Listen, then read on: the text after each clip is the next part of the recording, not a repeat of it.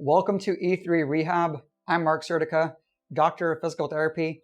Today, I'm going to talk about rehab for wrist pain, which might be helpful for individuals with long-standing non-traumatic wrist pain or weakness associated with activities such as gripping, twisting, and weight bearing.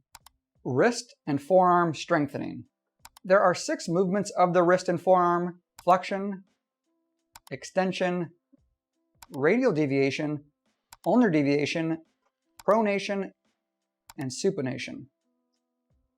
For wrist flexion, you'll start with the palm up, forearm supported, and elbow bent to about 90 degrees while using a weight if appropriate.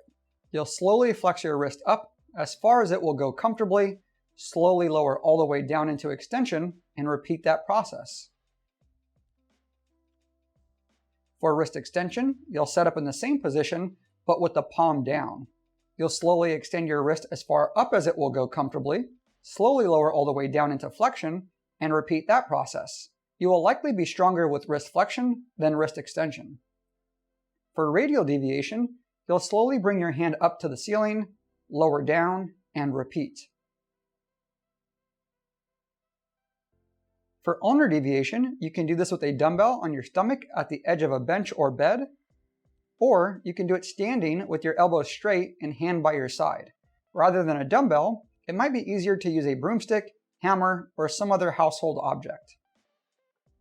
For forearm pronation and supination, you'll set up similarly to radial deviation, but you'll grasp the bottom of the dumbbell, slowly rotate your forearm in one direction, and then slowly rotate in the other direction.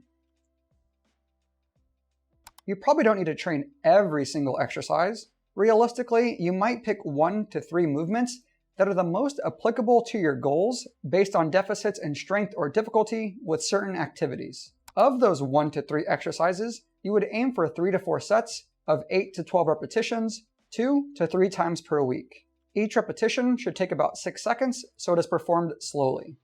If the isotonic variation of an exercise is too challenging or painful, even with a very light weight, an isometric option can be used. For example, you can work your wrist flexors by resisting wrist extension, wrist extensors by resisting wrist flexion, wrist pronators by holding a supinated position, wrist supinators by holding a pronated position, and radial and ulnar deviators by resisting those movements. You would still aim for 3 to 4 sets, 2 to 3 times per week, but the exercises would be held for 30 to 45 seconds. If you don't have small dumbbells, you can also use a band or other household items such as a can of food or water bottle for wrist flexion and extension. A band can also be used for pronation and supination, or a hammer works really well since you can choke up on the handle to make it easier, or bring your hand lower to make it harder. Grip strength. Grip strength can be worked in one of 2 ways. 1, you can just squeeze a tennis ball, lacrosse ball, or whatever you have lying around at home or the office periodically throughout the day. You can do short bouts of 5 to 10 seconds, or you can perform longer holds of 30 to 45 seconds. And you can squeeze as hard as you want as long as it's tolerable. 2, the other option is just a function of regular resistance training. If you're doing pull-ups, rows, or deadlifts, you will be improving your grip strength. You can also purposefully implement weighted suitcase or farmer's carries with different grips. Weight-bearing modifications. Weight-bearing exercises like push-ups probably give people with wrist issues the most trouble because of the loaded wrist extension.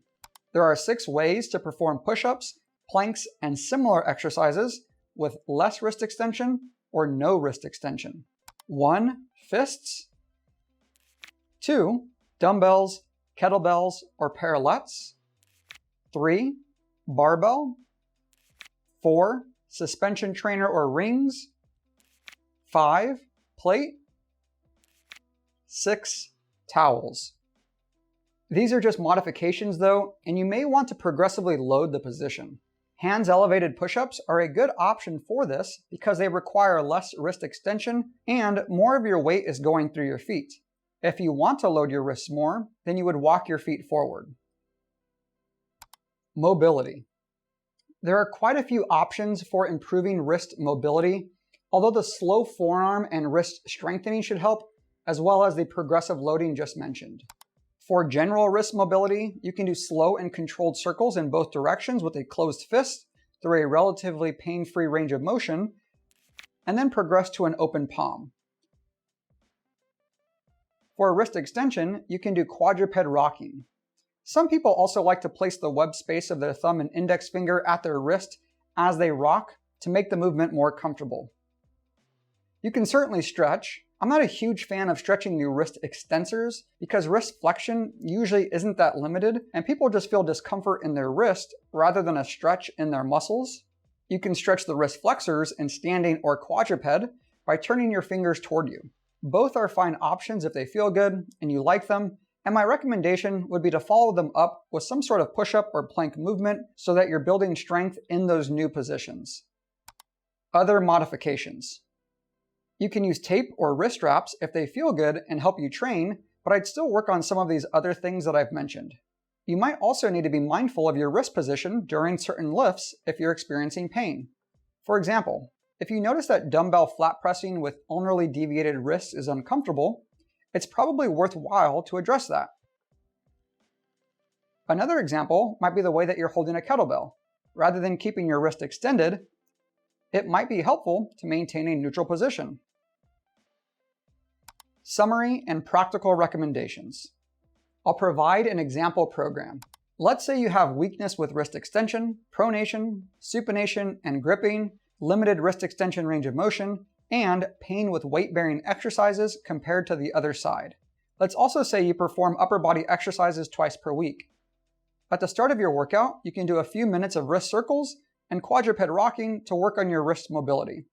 Then you can perform your compound pulling and pushing movements while using modifications as needed.